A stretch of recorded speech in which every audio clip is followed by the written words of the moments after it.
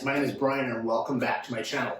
If it's your first time here, we're all about Porsches and Pontiacs, and this is my 1967 Porsche 912.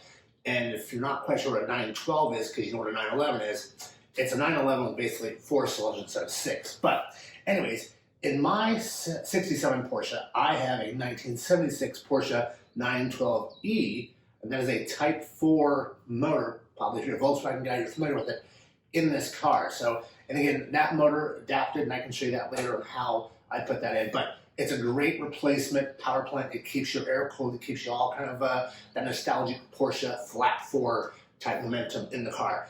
Several months ago, I was on my way to a friend's wedding, and while cruising the mountains, I lost piston number 4. It melted and just started spewing black smoke everywhere. Got it towed home, and if you watch some of these other videos over here, you can kind of follow that progress if you're not caught up. Anyway, we tore the motor down, realized that piston number 4 had melted. It turns out more than likely it was caused by a clogged jet in our Weber IDFs for number 4. It ran lean, it got hot, and just melted itself.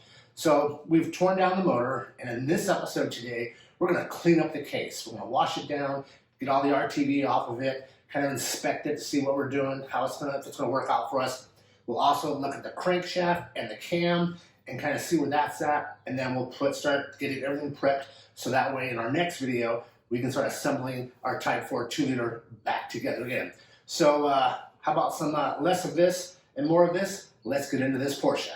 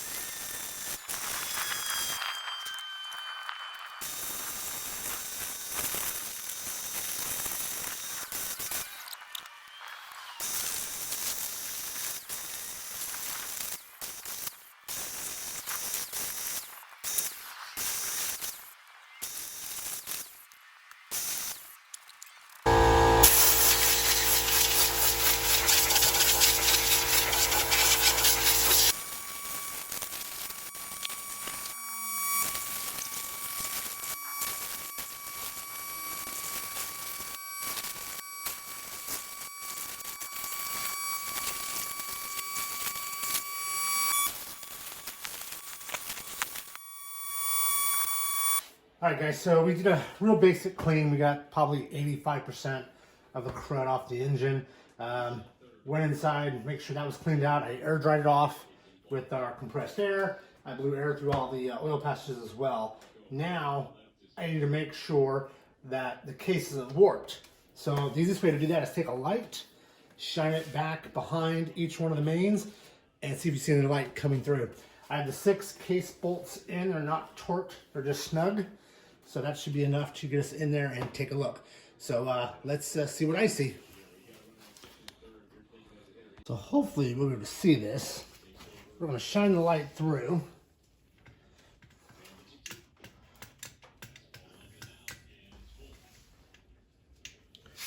Okay. I'm going to look on the bottom.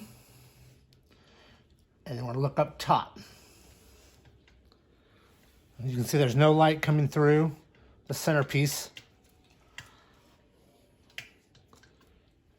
And hopefully you can see that there's no light there. Now, same thing, we're just going to turn it around and do the same this way.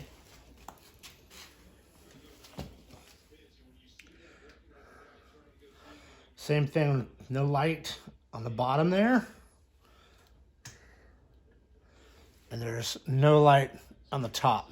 So this case in the middle, at least for this inspection, it's not warped, so that's a good thing. So today we are going to try to clean up all of this RTV, all this crap here, this orange silicone. And I'm going to use a plastic razor to do so. Remember, we washed the case last time, and pretty impressed with just that one little wash and how well we did.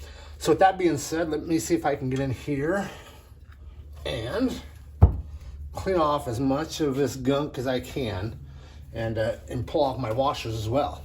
So sit back, grab yourself a cold one, and let's see how much I can get done today.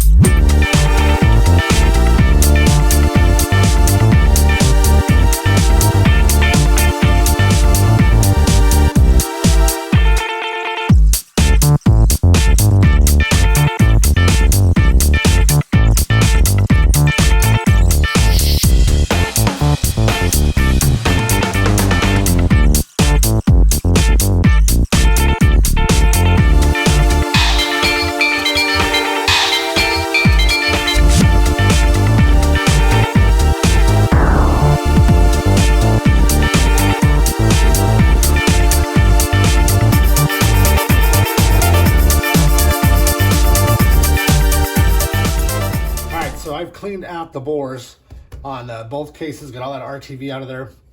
Now it's all over here. Few little more places to get, but we're gonna try washing this again and see how far we can get on getting everything squared away, like down here. A few more areas. So let's move on to our next part of this rebuild. All right, so we've looked at the case. We know the case is good to go. This is my crank and rods from the engine. And again, it only had around 5,000 miles on it when that piston burned up. So I'm gonna leave all these bushings in, these bearings I should say, in place. But if you take a look at them, and I'll let you a little bit closer here, everything seems to be still up to par. So we're gonna clean them up, we'll re-grease them, put it back in the case and put everything back together. I'll need to pull this hub off so I can replace that that oil seal right there. Of course, we'll have a new one there, but a new gasket's set. And so, as you can see, everything moves freely. There's no issues with that. So I think I'm good on the crank. If you see something when I show you the up close part video here in a minute, please comment down below and say, hey Brian, whoa, hold up. Look at that, look at this. If you see something my eyes don't see, please let me know. So let me get you in close and let you see what's going on here. So this is a kind of an up close. That bearing there. And of course it's kind of hard, but it looks good. And there's that one. There's a little bit of, wear, but I can't I can barely feel anything. And so then over here, come back over here and pull this off. You can kind of, but again, it's smooth, the finger. So, and then the inside of the bearing, that looks, in my case, that's about normal for about 5,000 miles. So I think the crank is going to be okay without having to do anything other than pull off this grease seal, this oil seal, and replace it with a new one. Let's move on to the camshaft. So here's my camshaft. See if I can get you in on right there. And pull out a little bit. So this is a hydraulic cam, because I had hydraulic lifters put into my Type 4, just because the way the 912e motor sits into a short wheelbase 67 912 911, it made for doing valve adjustments like a pain in the ass. So I went ahead and opted for the hydraulic cams. So if we come in close, there's that journal, and then here's that lobe, and you can see there's some wear on that. Here's another one. This is probably the worst one. There's another journal. That's good. Another lobe with typical there. And here's that last journal that rides. I should say lobe. And then here's that one. So for the most part, I think I'm going to keep the cam. It's matched to the followers. It's matched to everything. So I'll keep the cam for this engine. All right, so the final thing I want to look at tonight is going to be the pistons. Now, remember, piston number 4, toast. So I did find a replacement, and it is right there. But I think I can reuse the other 3 pistons and cylinders. And so I picked me up some Behrman's Chem Dip, and I'm soaking each cylinder to try to clean off as much carbon as I possibly can. And so letting that sit for its recommendation. I tried oven cleaner on it, and so-so results. Actually, what did the best was a can of carburetor cleaner, but I figured maybe try this Chem Dip, see if I can't clean off those pistons a little more. On the cylinders themselves, the hatching is nice. So again, a 5,000 mile engine.